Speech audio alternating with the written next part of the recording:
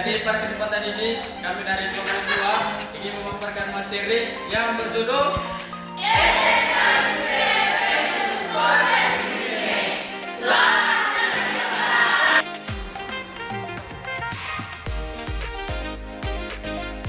Selamat pagi teman-teman. Selamat pagi. Sebelumnya kami ucapkan terima kasih atas waktu yang telah diberikan kepada kelompok kami. Jadi kami dari kelompok 2 pada kesempatan ini ingin mempresentasikan materi dengan tema esensialisme dan progresivisme. Supaya tidak memperpanjang waktu, langsung saja kepada materi. Waktu dan depan saya berikan. Baik, terima kasih moderator. Selamat pagi teman-teman semua. Selamat pagi. Baik, dari sini kami dari kelompok 2 akan mempresentasikan berkaitan dengan esensialisme, progresivisme dalam perandu SD. Baik teman-teman, pertama kita melihat pengertian dari esensialisme dan progresivisme itu sendiri. Dua filosofi pendidikan yang berbeda dalam pendekatan fokusnya, filosofi pendidikan yang berbeda dalam pendekatan dan fokusnya.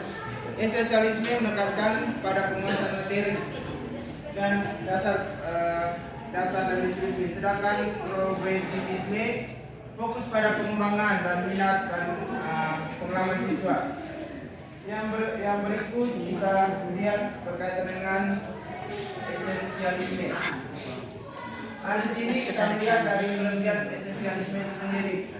Yang pertama, dia menekankan pada menghasilkan siswa yang memiliki dasar pengetahuan yang kuat.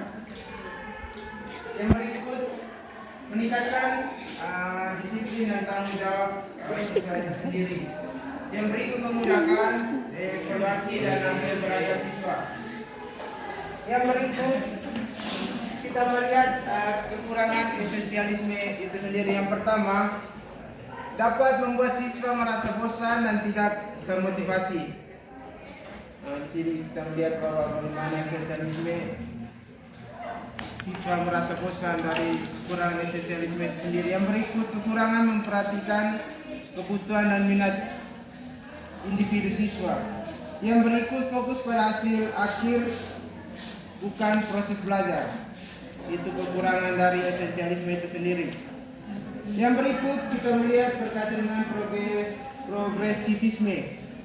Kita melihat kelebihan dari progresivisme sendiri. Yang pertama, meningkatkan motivasi dan minat siswa. Yang berikut, mengembangkan keterampilan berpikir kritis dan memecahkan masalah. Yang berikut, fokus pada proses belajar, bukan hasil yang akhir, bukan hanya hasil akhirnya. Yang berikut kita melihat kekurangan progresivisme.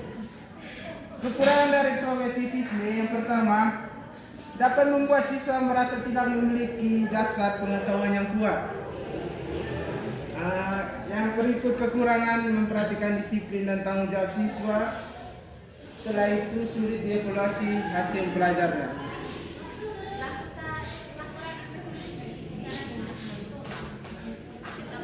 Yang berikut,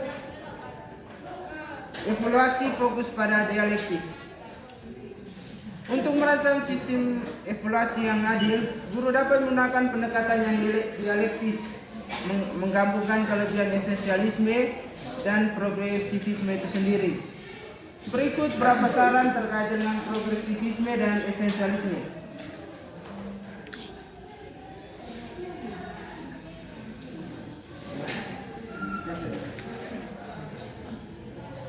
Terus yang berikut, evaluasi fokus dialektis. Untuk merancang sistem evaluasi yang adil, guru dapat menggunakan pendekatan dialektis yang menggabungkan kelebihan esensialisme dan progresivisme. Berikut beberapa saran. Yang pertama itu, gunakan evaluasi formatif dan sumatif untuk menilai penguasaan esensial dan kemajuan belajar siswa. Terus yang kedua, sertakan penilaian proyek dan presentasi untuk menilai keterampilan berpikir kritis dan pemecahan masalah. Gunakan rubrik penilaian yang jelas dan transparan untuk penilaian pelajar siswa. Terus yang terakhir, libatkan siswa dalam proses evaluasi untuk meningkatkan motivasi dan tanggung jawab mereka. Terus di sini teman-teman contoh sistem evaluasi. Yang pertama itu evaluasi formatif. Dalam evaluasi formatif ini penilaian harian, tugas dan tugas. Terus yang kedua itu evaluasi sumatif. Pada poin evaluasi sumatif ini, dalam poin evaluasi sumatif ini teman-teman pertama dan akhir proyek dan presentasi. Yang ketiga itu penilaian proyek, penilaian kritis, masalah dan kreativitas. Dan terakhir di sini penilaian presentasi, penilaian keterampilan komunikasi sendiri dan kemampuan menjelaskan konsep. Baik, terima kasih kepada pemateri yang telah memaparkan materinya. Jadi untuk waktu selanjutnya dari sekian banyak materi yang telah dipaparkan oleh teman kelompok, kemungkinan besar dari semua materinya mungkin ada 1-2 hal yang belum dipahami. Untuk kesempatan ini saya berikan waktu kepada teman-teman untuk memberi waktu menanyakan bila mana dari materinya belum ada yang dipahami. Waktu saya berikan. Nah, untuk sesi pertama ini saya buka 2 pertanyaan saya.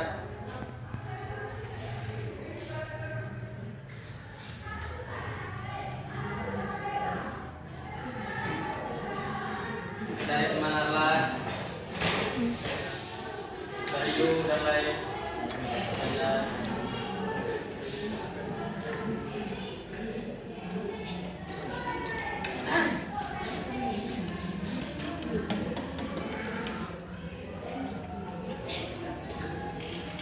Kepada teman Paman, waktu saya berikan. Baik, terima kasih moderator atas waktunya. Di sini saya mau bertanya terkait esensialisme. Nah, dari penjelasan kekurangan dan kelebihan esensialisme tadi, coba teman-teman analisis bagaimana caranya agar kekurangan dan kelebihan itu bisa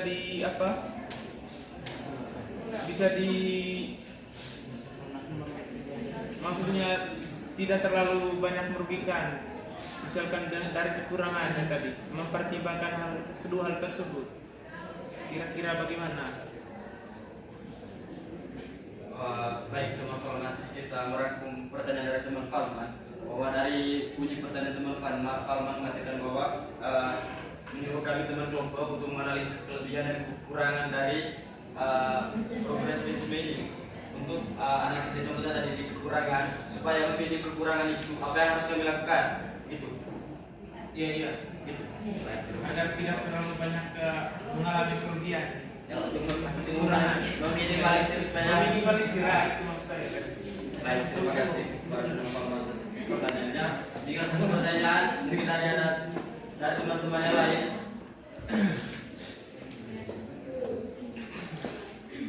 Menurut teman kelompok, peran guru yang ideal itu lebih dekat dengan esensialisme dan progresisme. Coba teman kelompok jelaskan. Berarti dari pemahaman yang mana? Dari esensialisme atau progresisme? Itu saya intinya. Peran gurunya. Lebih dekat dengan Yang mana? peran guru yang ideal. Baik, terima kasih kepada kedua penanya yang telah memberikan pertanyaan kepada kelompok kami. Selanjutnya saya beri kesempatan kepada teman-teman kelompok untuk mendiskusikan terkait dengan pertanyaan-pertanyaan dari teman-teman tadi ya.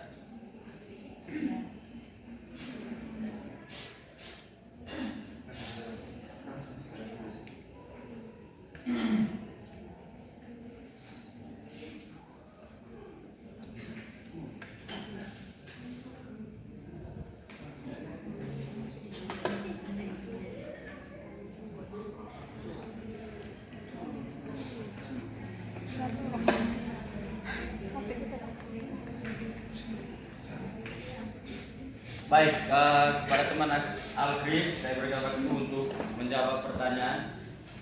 Baik, terima kasih kesempatan moderator. Sini saya akan menjawab dari saudara Falman. Di sini tadi dari pertanyaan yang salah tadi itu. Bagaimana coba teman-teman analisis bagaimana caranya agar kekurangan dari esensialisme ini tidak merugikan bagi siswa. Bagaimana caranya agar meminimalisir kekurangan dan kelebihan?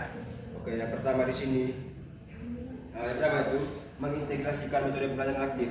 Dalam mengintegrasikan metode pembelajaran aktif di sini, teman-teman, yang pertama itu menggunakan diskusi kelompok kecil. Yang kedua di sini menggunakan berbasis proyek sederhana.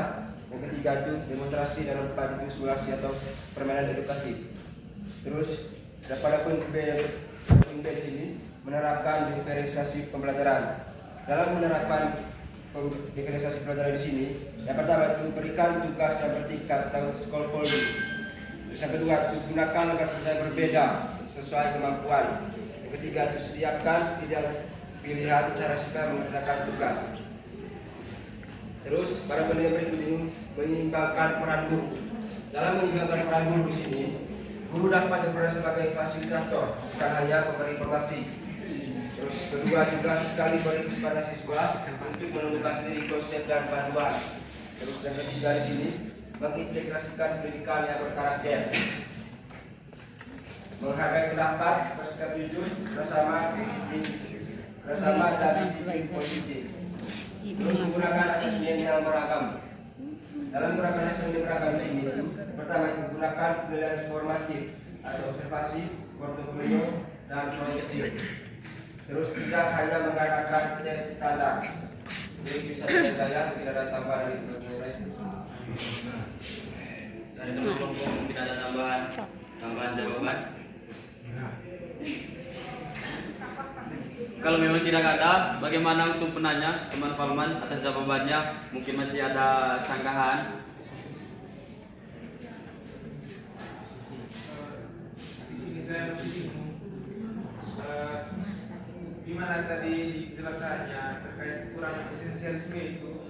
Salah satunya itu dapat membuat siswa merasa bosan dan tidak termotivasi.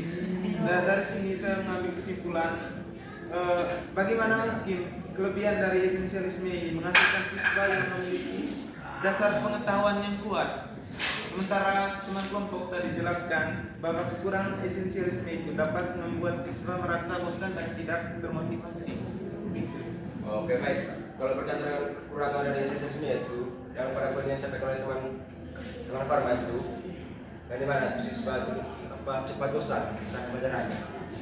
Itu pada kekurangan. Itu tergantung pada bagaimana gurunya, bagaimana metode guru yang digunakan dalam satu proses pelajaran. Jika guru menggunakan metode yang baik atau metode yang efektif, pasti pelajaran itu tidak pelajaran yang efektif, tidak membuat siswa itu juga mengantuk.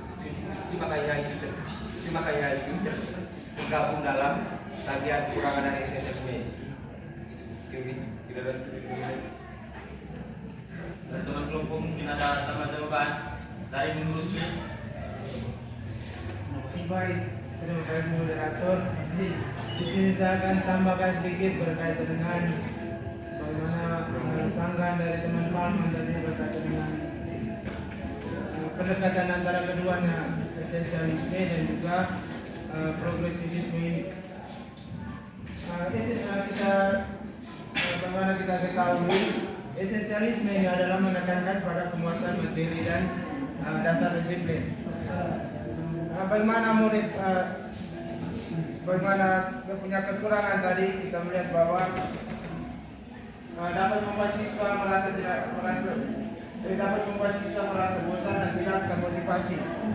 Di sini kita melihat dari pengertian esensialisme itu sendiri, yaitu menekankan pada penguasaan materi. Di sini guru menekankan pada siswa agar mereka selalu menguasai materi apa yang mereka dapatkan, sehingga dia mempunyai kekurangan itu sendiri, yaitu siswa merasa bosan dan tidak mengerti terhadap materi yang diajarkan guru. Bagaimana dia punya solusi untuk mengatasi hal ini? Yang pertama adalah bagaimana pastikan guru untuk konsisten terhadap apa yang diajarkannya, namun tidak terlalu kaku apa yang guru ajarkan, sehingga murid tidak merasa bosan apa yang diajarkan, sehingga murid merasa dipahami apa yang diajarkan oleh guru itu sendiri. Dan juga guru mempunyai karakter tersendiri, langkah itu membuat proses yang kreatif. Guru harus mempunyai proses yang kreatif sehingga apa yang diajarkan oleh guru tersebut dapat dimengerti oleh siswa. Yang berikut adalah tentukan kompetisi inti dari guru tersebut sehingga wajib dibaca oleh siswa, yaitu guru mempunyai literasi yang kuat dan juga mempunyai numerasi yang terakhir sehingga siswa apa yang siswa dapatkan dari guru mempunyai kelebihan tersendiri dari pengetahuan itu sendiri. Bagaimana teman Polman?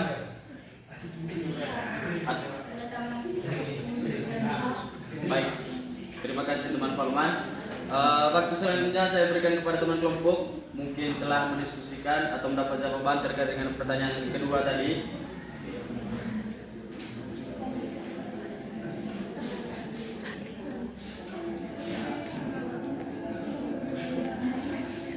Baik, kepada teman Ella, waktu saya berikan untuk menjawab pertanyaan dari Ella. Baik, terima kasih atas waktu dan kesempatan yang telah diberikan kepada saya. Jadi pertanyaannya tadi, bagaimana peran guru yang ideal lebih dekat dengan esensialisme atau progresisme? Jadi menurut pendapat saya, keduanya ini sama-sama dekat, tapi yang perlu diketahui bahwa menurut saya itu yang lebih dekat yaitu progresivisme, di mana karena siswa itu dituntut untuk pengembangan pada pengembangan dan pengalaman. Misalnya kita masuk kelas, contohnya kita masuk kelas dan kita menyiapkan materi ajar, itu kan materinya umum tuh. Nah, bagaimana kita sebagai seorang guru untuk mengkontekstualkan materi tersebut kepada siswa. Jadi menurut saya progresivisme ini sangat dekat dengan konteks anak SD. Baik, sedikit tambahan dari saya. Jadi guru yang ideal itu tidak mengikat pada satu aliran saja, tetapi pada konsep ini dia itu cenderung lebih dekat dengan progresivisme itu dalam konteks pendidikan abad 21 karena dia itu karena abad sekarang kan itu kan tentang teknologi toh, jadi makanya progresivisme itu lebih ideal. Nah, tapi dia itu tetap menekankan nilai penting dari esensialisme itu sendiri. Baik, terima kasih kepada teman kelompok. Tidak mengurangi apa yang sudah disampaikan oleh teman-teman tadi. Di sini saya ada sedikit tambahan terkait dengan bagaimana idealnya dulu. Apakah lebih cenderung ke esensialisme atau ke progresivisme? Dan sudah dijawab oleh teman-teman tadi, lebih cenderung ke progresivisme. Di mana pada progresivisme ini siswa dituntut untuk berpikir kritis dan mampu menghasilkan sesuatu yang baik dan berguna. Nah, contoh penerapannya itu yang ada kaitannya dengan kurikulum merdeka sekarang, di mana hal ini berfokus pada pengembangan kemampuan siswa untuk berpikir kritis, kreatif, dan mandiri, serta mempersiapkan mereka untuk menghadapi tantangan di era digital. Dalam kurikulum merdeka, siswa didorong untuk lebih aktif dalam proses belajar dengan guru sebagai fasilitator dan pembimbing. Contoh penerapannya adalah seperti dalam pembelajaran berbasis inquiry, siswa didorong untuk bertanya dan mencari jawaban sendiri, sehingga mereka dapat mengembangkan kemampuan berpikir kritis dan juga mandiri. Bagaimana dengan jawaban dari ketiga teman kelompok tadi? Lepas. Baik, terima kasih kepada teman kelompok yang sudah menjawab dua buah pertanyaan yang dilakukan oleh teman-teman. Jadi teman-teman, dari selesainya jawaban atas pertanyaan dari teman-teman tadi berarti menandakan bahwa presentasi kita pada kesempatan ini telah selesai ya. Jadi buat apa-apa lama-lama menunggu di sini kalau ujung-ujungnya hanya jadi sebuah acara. Sekian presentasi dari kami, teman kelompok, ucapkan terima kasih banyak.